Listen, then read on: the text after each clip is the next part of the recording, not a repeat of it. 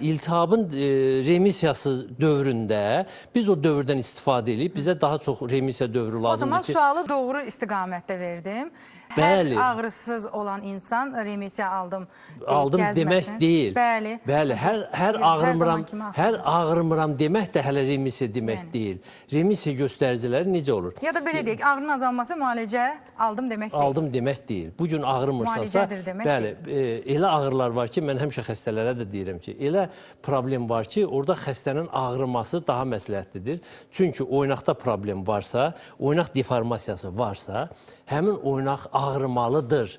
Əgər ağrımırsa, burada ya həmin insanda psixoloji problem baş verir, ya da o qədər güclü ağrı kəsicilərdən istifadə edir ki, problemi hiss eləmir.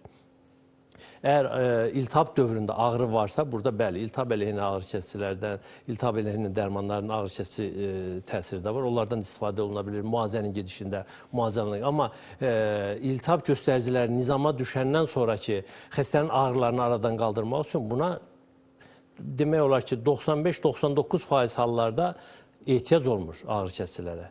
1-4-5% hallarda ola bilir burada yanaşı. Çünki ağrının səbəbi minlərlədir. Elə təhsil oynaq deformasiyasında baş vermir. Amma deformasiya səbəbindən ağrı varsa, bizə daha uzun müddətli remissiya dövrü lazım olur ki, iltihabı prosesinin remissiyası dövründə artıq biz oynaqda zədələnmənin müalicəsinə başlayırıq. Zədələnmiş oynağın geri dönüşü, yəni oynağın deformasiyasının qarşısının alınması.